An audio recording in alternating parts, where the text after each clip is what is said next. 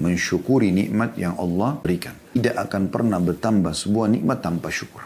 Ingat, tolok ukur melihat nikmat itu adalah dengan pandangan agama.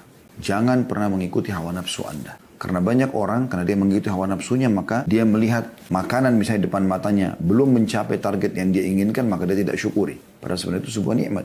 Lihat surah Ibrahim, surah nomor 14 dalam Al-Quran. Ini ayat yang sangat masyhur ya. Ayat 7-nya, A'udzu billahi minasyaitonir rajim. Wa idh ta'adzana rabbukum la in syakartum la azidannakum wa la in kafartum inna azabi lasyadid. Ingatlah, maksudnya pelajarilah, ya.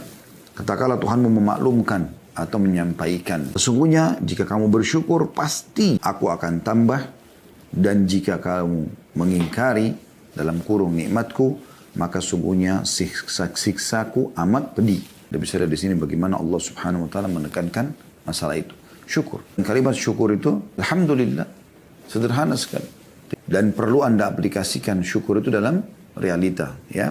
Seperti misalnya selain lisan kita bersyukur, hati kita meyakini, kita juga realitakan itu. Maksudnya, bisa kita diberikan makanan, kita juga berbagi pada orang. Ya. Kita coba berbagi itu sebagai tambah penyempurnaan terhadap syukur tersebut. Makin Anda berbagi dengan orang lain, maka makin terbuka pintu-pintu rezeki itu. Itu bentuk aplikasi syukur. Ya.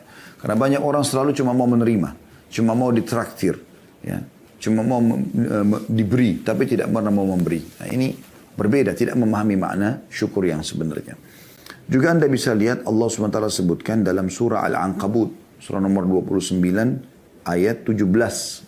Allah berfirman, A'udzubillahi minasyaitonirrajim. Innama ta'buduna min dunillahi awthana wa takhluquna ifka. Innal ladzina ta'buduna min dunillahi la yamlikuna lakum rizqan fabtagu 'indallahi rizqa wa'budu washkuru la ilaihi turja'un. Artinya sungguhnya apa yang kamu sembah selain Allah itu adalah berhala. Tidak ada manfaatnya. Kuburan, patung, jimat, pohon, apalah selain daripada Allah. Berhala, ya. Dan kalian buat-buat itu dengan dusta. Bohong.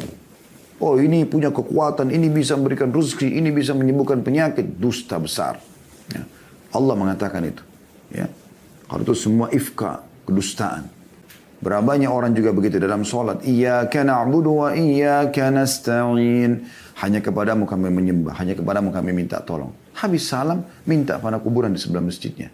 Lalu mana komitmen tadi Anda katakan hanya kepadamu, hanya kepadamu. Imam Nawawi rahimahullah mengatakan, aku heran melihat orang-orang yang meminta-minta pada kuburan. Padahal sebenarnya dalam kuburan itu orang seperti dia yang sudah jadi tulang belulang. Kalau kita yakin kuburan orang soleh itu bisa memberikan manfaat kepada kita, kenapa kita tidak yakin kepada pencipta dia, pencipta tanah dan batu nisan itu adalah Allah yang lebih mampu.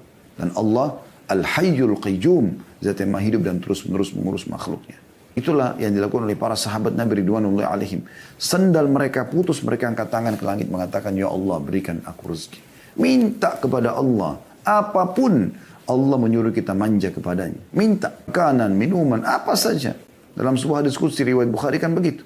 Ya. Kata Allah SWT, wahai anak Adam. Ya. Kalian semua lapar kecuali aku berikan makanan, mintalah makanan padaku. Kalian semua haus kecuali aku berikan minuman, maka mintalah minuman kepadaku. Kalian semua tidak menggunakan pakaian kecuali aku berikan, mintalah kepadaku. Allah SWT suruh minta kepadanya. Minta. Bahkan saya pernah ketemu dengan seorang ikhwah. Waktu awal-awal dia hijrah, dia memberikan kepada saya sebuah benda gitu. Benda ini seperti kaca, dia dicelupin di air, lalu kemudian dia bilang, Ustaz coba minum airnya, saya minum. Terus kemudian ditekan tangan saya dari belakang katanya. Saya coba praktekin. Ya. Habis itu dia bilang, lebih ringan kan Ustaz? Saya bilang, akhi, ini bohongan. Pastikan antum ini membeli barang ini dari orang-orang yang tidak benar. Dari dukun dan seterusnya. Mereka menjual ini. Dia bilang, ya Ustaz, saya beli ini 5 juta. Allah tidak pernah seperti itu. Allah menyuruh kita memohon kepadanya. Allah menyuruh kita berbagi sama orang lain, lalu Allah berikan kepada kita, iya. Tapi pergi ke dukun-dukun ini semua ifka, kedustaan. Dan Allah mengatakan, saya ulangi, sungguhnya apa yang kamu sembah selain Allah itu adalah berhala. Dan kamu berbuat dusta dengan itu. Sesungguhnya yang kamu sembah selain Allah itu tidak mampu memberikan rezeki kepadamu. Tidak akan pernah mampu memberikan rezeki kepadamu.